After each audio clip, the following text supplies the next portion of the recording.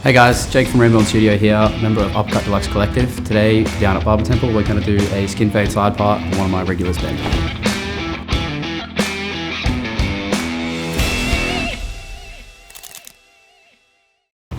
Alright, so it's been about 3 to 4 weeks since Ben's last haircut. We do like a skin fade side part, keep it quite low and a bit of weight to the corners. So I like to start with sectioning everything out, cutting the top first, and then I'll go through and fade it up. That kind of allows me to maintain this weight and structure.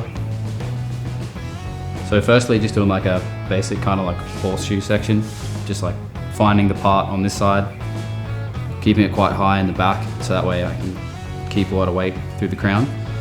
And then I've taken it just a touch higher on the right hand side, just because I'm going to be working more horizontal sections this way and like maintaining a lot of that weight, so that way it slicks back nice as opposed to keeping it lower and removing a bit of that weight.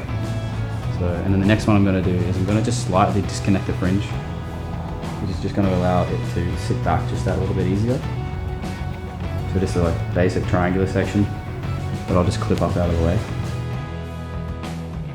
So now that all this top's sectioned out, just going through and wetting the sides, making sure everything's nice and consistent.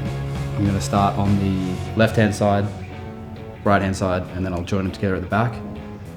I like to start with cutting the sides first with scissors, because that way it allows you to control all this movement, and then I'll connect the top into that. And then once we've got all that done, I'll blow dry it, and that's when we'll start the fade and bring that in. Fine, as opposed to fading the sides first and then trying to match the top into it. Sometimes it can force you to push things a little higher because you don't really get a good idea of how the top of the hair is actually reacting.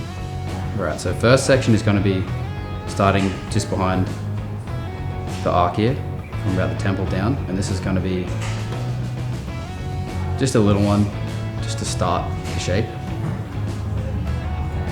Not really taking a lot off because it hasn't been that long, but I like to just go through and just check everything, and then we'll kind of start removing some weight from behind. So what we're doing here is we're creating a line. The clipper will go underneath, and then all our scissor work from above.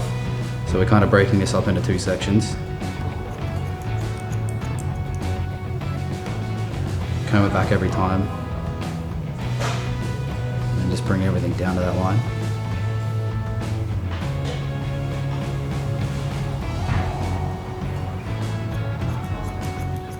There's not a lot coming off, but it's still good to go through and just make sure you know exactly where everything's sitting. Give yourself a clear understanding of like where the hair is, how it's sitting.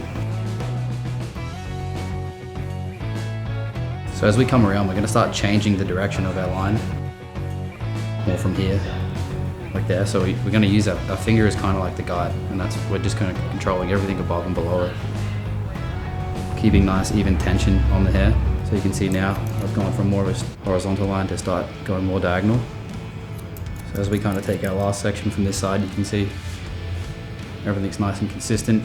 You've got that nice movement. Everything below here we're not really worrying about yet, because that's where we're going to fade. Everything above the line is going to brush back really nice, and then if we pull all that out,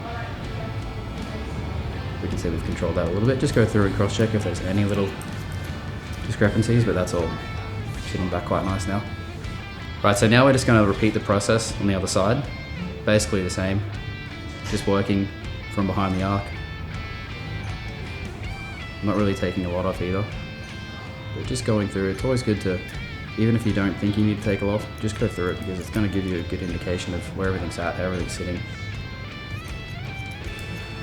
So you can see just because we've gone that little bit higher on this side with our section, it allows us to bring more down here, which means we're keeping more weight to this top corner, which is going to allow it to come and brush back a little bit easier.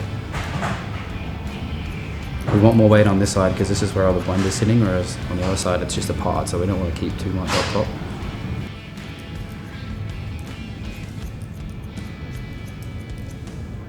Sometimes I'll go through and I'll comb the section out quite a few times as well, just to make sure that I've got that nice tension on the line. You don't want to rush things. If you feel like you haven't got a good grasp on the section, just go back through and just comb it out again. See, now we're going to start changing the shape of our section again, more towards that diagonal line, and keep that way through there. Not a lot coming off. So now we can see there's our shape.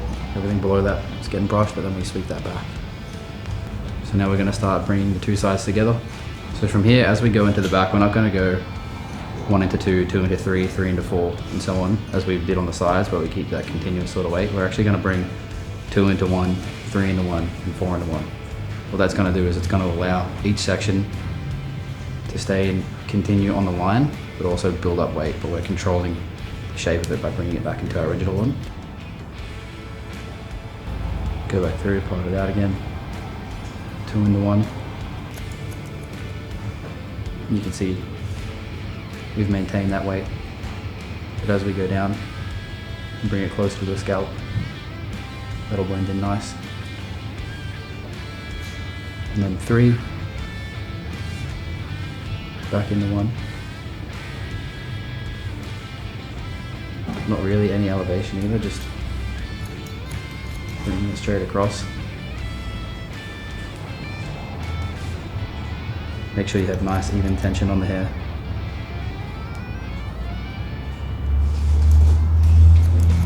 You can see every section maintaining the weight, but still blending into the bottom there, where we'll bring the clipper work up into.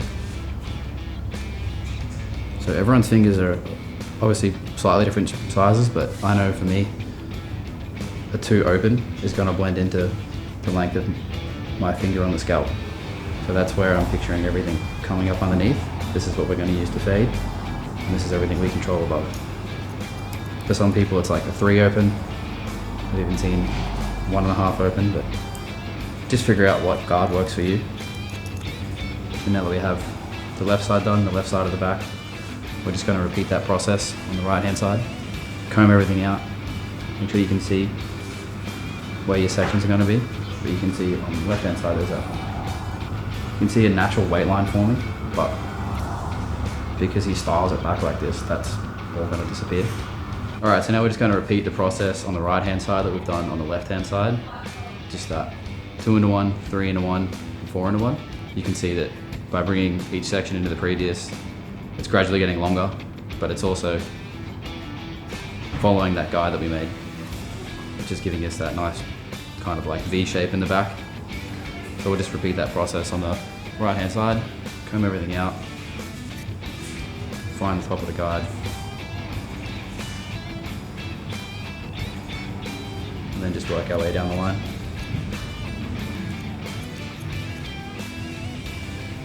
You'll start to find your connection point too from the left hand side as well. So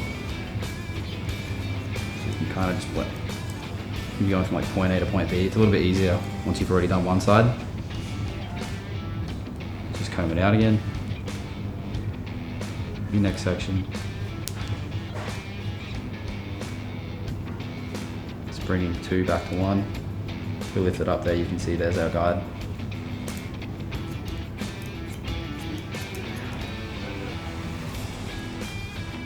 And now that we've done both of those, you can go through and just do like a little visual check just to make sure the shape's all there. You can see his hair's a little bit more reactive on this side due to the nature of his crown, so it's always going to bounce a little bit more. But just being aware of those things when you're cutting the hair, things might sit a little different. If you feel like there's any extra weight through there as well, you can just go through and kind of like clip over the comb, but pretty happy with how that's all sitting. So now we've done this, we'll start bringing the top into the sides. So I'm just going to wet the hair down again, just because it's been clamped up for a while. Started to dry. You really want to make sure that you've always got the hair nice and damp.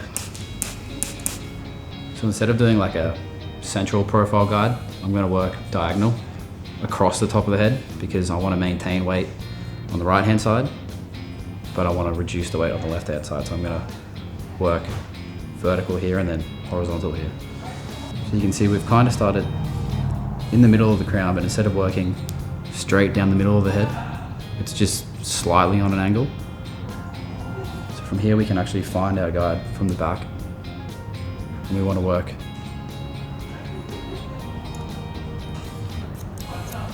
when you're working like this too, feel free to like really go through, make sure you've got the section nice and tight, come underneath, and then once you've got it like that, you actually drive the comb up through the hair with your finger. Alright, so now that we've got that done, we're going to work from the front of the head back to the crown. From our original sections on the side, just in the top, we're just pulling it straight out and we're just continuing that line. So we can see, if we lift it up, there's our previous section underneath.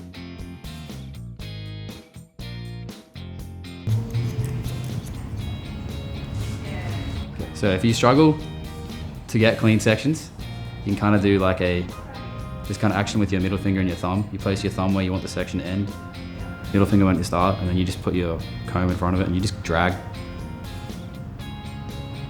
And that obviously keeps nice tension on the hair. You can just comb this out of the way. And then you can just go through and pull your section out. That's just like an easy little tip. So working front to back, we're just bringing each section into the previous. The guide's kind of moving along with us. Just go 2 to 1, 3 to 2, 4 to 3, and so on. The top should pretty much just blend straight into the sides and back. And you can see now it's all connected. So by doing it that way, it allows us to maintain as much length through the top and still get that sitting back nice. On the other side, we're just going to recomb that out, find our guide again. From here, we're just going to pull everything up.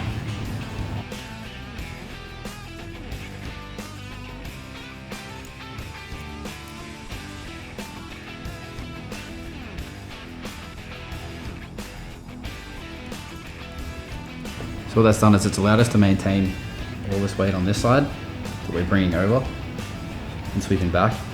But on this side of the line, go through and cross-check everything, but it's just allowed us to keep everything a little more square. Make sure you cross-check everything. Now we'll just go through and just kind of brush everything into place. Just a visual check to make sure we're happy with how everything's sitting. Because from here, we're going to apply some foam tonic and give the top a blow dry, and then we'll start on our clipper work.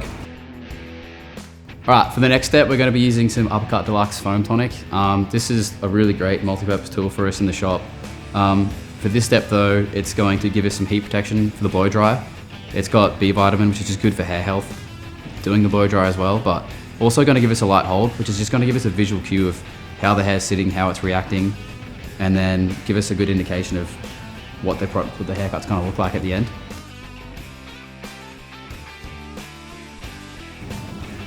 All right, so we're just going to spread that through our hands and then through the hair. You're almost just following the same way you would styling the hair, because the idea now is we're getting the top prepped for the rest of the cut. So you want to make sure you get it all the way through the roots to the top, because you don't want it to just be on the top of the hair and then kind of have all this uncontrolled kind of growth patterns underneath. So you can already start to see the haircut taking shape here. Alright, so now that we've got the foam tonic applied all the way through, we'll start the blow dry. Alright, so for the blow dry, we're just going to have it on like medium heat and kind of low airflow. It's just going to allow us to have a little more control as we dry it. I'm going to start on this side, work through the crown, and then we'll bring the top into it. Since we've done the foam tonic as well, like this is going to really make sure that we pull all the hairs into place.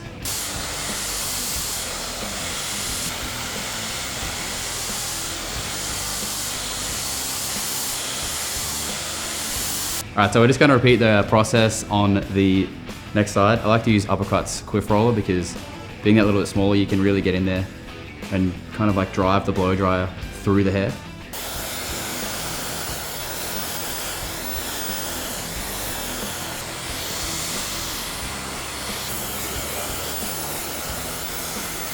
So now we're just going to do the top. One thing with blow drying too is like, just take the time, like spend an extra couple of minutes blow drying. You're going to save yourself 5-10 minutes of digging through wet hair. I think so many people just do like a quick once over and then try and move into the next step, but like you really want to make sure the hair's dry. Obviously it's going to work better for your clippers, but it's also going to give you just like a better view of how the hair's sitting.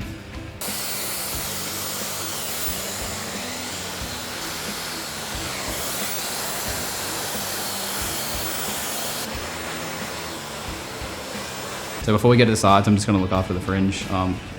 we're leaving it disconnected to a degree just to allow it to move a little more freely through the haircut. Kind of gives it like a more of a lived-in look if he wants to. So it's a pretty easy one here because it hasn't been that long since his last cut. We'll just go through and just see if it really needs anything off. But if it was, we would kind of just go through this and just kind of match those up. But I don't really want to take any length out just because it hasn't been that long since his last cut. It's not something we do every time anyway. So this is just one of those times. So just run your hands through it, and that's just going to give you an idea of how it's all sitting, right?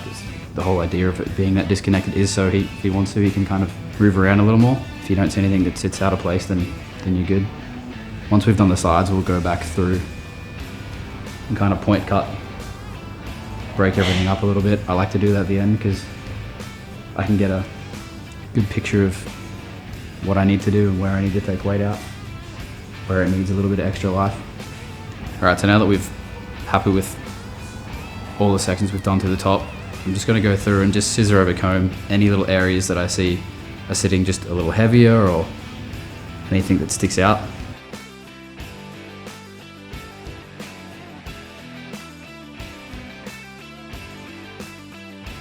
So if you're someone that like struggles to scissor over comb and you find that your scissors kind of bouncing around in your hand and you're not able to get that nice motion, bring it across and kind of lock it into that knuckle.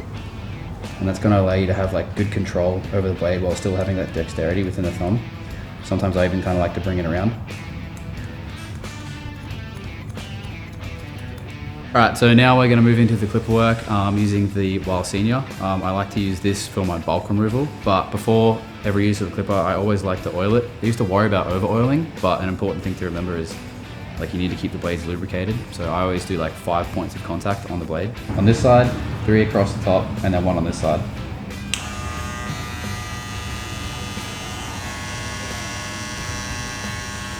Alright, so now we're going to go through, as I said, bulk removal.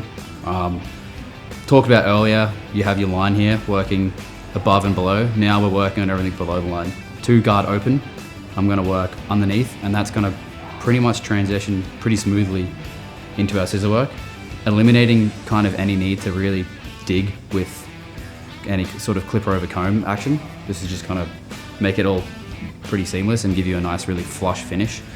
Remembering though that we do have this bit of a weight line, so you don't want to go too high, you don't want to try and get rid of that and eliminate all of the time we've just spent sectioning and building all of that up. The foam tonic is going to help keep everything in place. So we'll just go through and follow that line and then we'll start working underneath it. Alright, so just tilt your client's head over. Make sure that you're comfortable.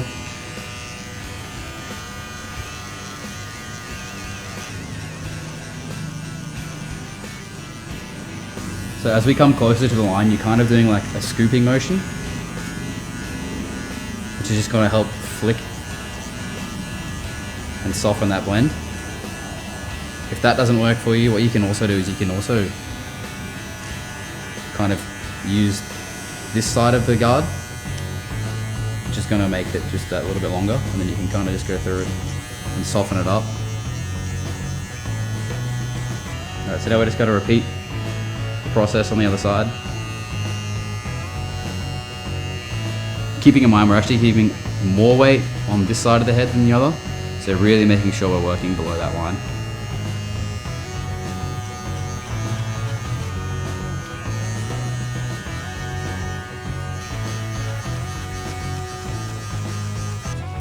So now that you've gone through and cleared everything out, if you do see any extra weight that you don't like, you can then go through and like attach a bigger guard, like a 3.5 or 3 open. Just any dark spots that you see that you don't like, this is just an easy way to chip away at them. I pretty much do this on every haircut like this. Staying consistent as well, like the longest point is about a 2.5, but anything above that, a 3.5 will catch.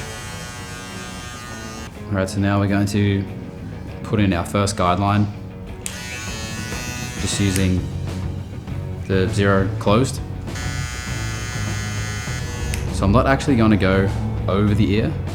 which is, I guess most people would do for a skin fade, because we don't have a lot of distance to work with here. We're just going to imagine that we're kind of coming straight through, leaving a little bit of weight over the ear, which will fade out with a longer clipper, but we're just going to go through and continue that line. You can see if we were to push this over the ear and bring it down, we would take a lot of weight out of here, which we need to work with. So you can kind of see this line is pretty well following that line. If we were to go higher, it would kind of throw out the balance. So just repeating that process, kind of this part of the ear, right where it starts is like just a little easy pointer. And then about halfway through the arc, having little pointers on the head of where you like to start all your lines is going to make sure you're consistent. So now we're going to go through underneath the line just with the barberless trimmer and just clear the rest of that weight out. And we're not coming right up to the line with the trimmer. You remember we've been through with the 0, so we want to come just underneath and flick out. Alright, now using our barberless foil shaver, we're just going to repeat the same process again, remembering we've gone just under the 0 line with our trimmer. So then we're going to do the same thing with the foil shaver, just going under.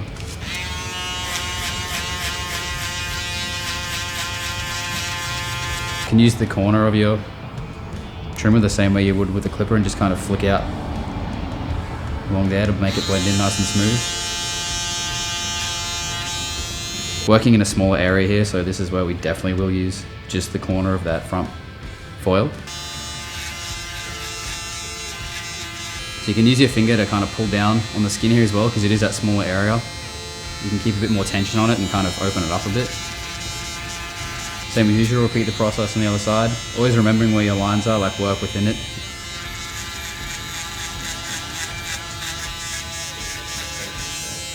Alright, so now we're just going to work on this panel again. I'm going to use my 1 open. Use the angle of the client's head to your advantage, you know, like tilt him over so that way you can kind of scoop out a little bit easier. Make sure you've got all the hair brushed back, scoop against it so that way the clipper can like really pick all that up. And you want to let the clipper do the work, like be as soft as possible. Like you're not trying to force the hair into anything, you're not forcing the clipper. Like the softer you are, the better the result's going to be. Like the haircut is essentially an extension of your movements.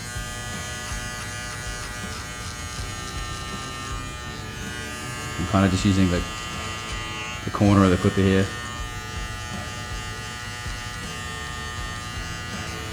And we start to close the lever a little bit, about halfway. And close it all the way. So now I'm going to go through with my 1.5 guard and just kind of pick out any little discrepancies between the 1 open and the 2 open. Like working within your guides, but like also working very visually as well. I'm not really trying to create another line by pushing the 1.5 into anything. I just want to soften the transition.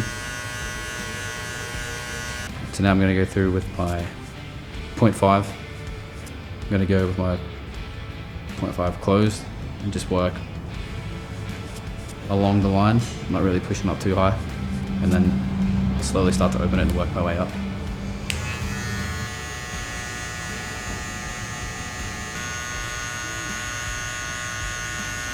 When you're working in smaller areas like this too, like you can kind of change the angle of your finger and kind of really work with just the corner.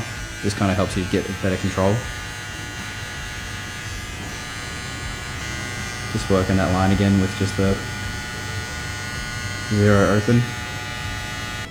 Alright, so there's a few little things I still want to tidy up, but I like to do the whole haircut and then kind of come back through and just see how everything's sitting. Like I can see a few little dark spots that I want to take out, but I like to get the whole haircut finished, and then that can sometimes kind of change your view on things. Like you might, if I for instance start really working on this and try and soften that up, I might end up pushing things too high. I might change the flow of the haircut. So I'm just going to go through now and repeat the process on the other side, blend the back together, and then I'm just going to go through and just kind of tidy up any little things I want to fix.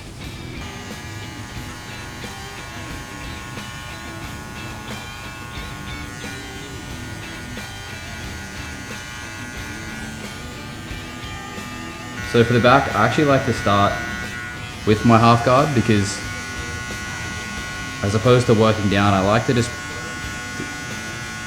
really make sure I clean out the bottom of that almost like V shape, because if you leave it too heavy, it can really stand out and look pretty unappealing.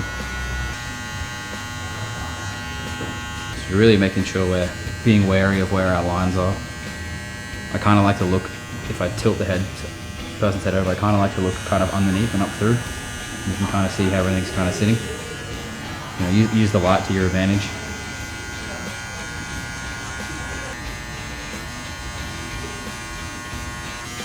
You know, when we're working in these really small sections, it's good to be really light, but like using our ears as well, like listening for if it's taking any hair off, listening for like the clipper to hit the hair, like allows you to kind of adjust your movements ever so slightly. Like if you're kind of working in this motion, wanting to keep things smooth, but if you kind of start to hear it hitting a little heavy, you can kind of move down. If it's not hitting enough, you can push up. So like right now, I'm just doing the same movement over and over again, but just almost like micro movements, like really understanding where your clipper is and just pushing up a little more until you are happy with how everything's looking. Alright, so I've just gone through and just tidied up a few little things, got everything sitting how I want. Now we're just doing the final touch, doing all the lineups around the C cup, and then we're actually going to line up just over the ear as well. Just going to add a little extra to make that look fade pop, being that we had to keep the weight over the ear. It's a way to kind of use it to our advantage. I'm going to pull the ear out of the way. I'm going to work in just kind of like a pivot sort of motion. So you want to have like a point of contact here. You're kind of just doing this sort of rotating kind of motion, and then as you come around towards the top of the ear, we're going to come back and then go the other way as well.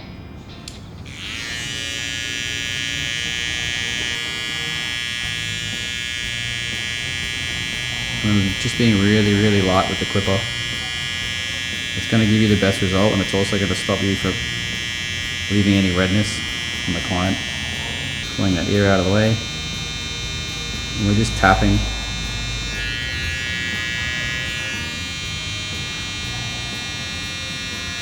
One important thing with lineups too is like making sure you really clear the area out underneath the line. Like you might not see any hairs there because they might be like really light. But if you just do a line, as soon as light hits, you'll see all this little fluff there. So just go underneath and just clear all that out, and that's just one way that your haircuts are going to pop that little bit more, because all those little hairs on the skin detract. So by getting rid of them, it just really makes the haircut the centerpiece. So you can see if we comb the hair down, obviously there's hair hanging over, but he's going to be wearing it back. So we're just working to clean up that line underneath. Just using the corner of our blade. Alright, we'll just repeat the process on the other side.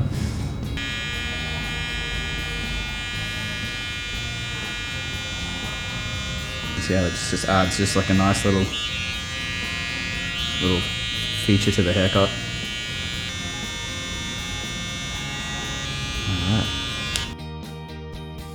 Alright, styling time. We're going to use some matte pomade. We've obviously already used the foam tonic in the hair, so it's pretty well in place. This is just kind of more to set it. Ben likes a matte finish. His hair sits pretty well, and due to the fact we've already blow dried it, we don't really need anything strong, so this is the way to go. Alright, so we're just going to work this into the palm of our hands. Make sure we get it from the palm all the way to our fingertips, so we can really get it from the root of the hair out of the top. Uppercut's matte pomade is probably one of my most used products in the shop. It's just super versatile. Depending on how much you use, really dictates the sort of result you get. Plus, just I think in this day and age, like a matte finish, people are really loving that. So as you can see here, we're just following the shape we've done throughout the entire haircut. Blow drying, foam tonic, combing, product-wise, if you just keep making sure you follow that same sort of shape, working the product through, you're gonna get the best style and it's gonna last the longest because you don't have all the hairs underneath kind of working in different ways. You've got every hair kind of all working together. And because we've cut to suit the way his hair reacts and sits, you're gonna get the most longevity out of it. All right, so now that we've got it in, just using our quiff roller again. And I'm not forcing the hair, I'm just kind of tapping it, letting the hair fall into place, making sure you get that part nice and clean. Then once you're on the sides, you can come through the front.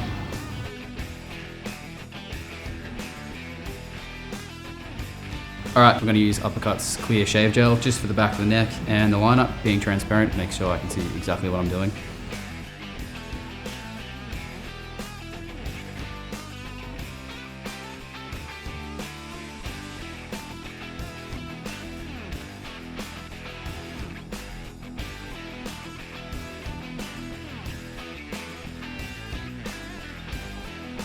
All right, to rehydrate and soothe the skin, we're gonna be using Uppercut's new hydrating moisturizer. It's got a matte finish, so it's not gonna give you that kind of shine that most guys find a little unappealing. So we're just gonna put a bit on the skin here. All right, to finish off the service, we're just gonna be using some of Uppercut's aftershave cologne. This is actually an old scent they brought back. I'm really stoked about it.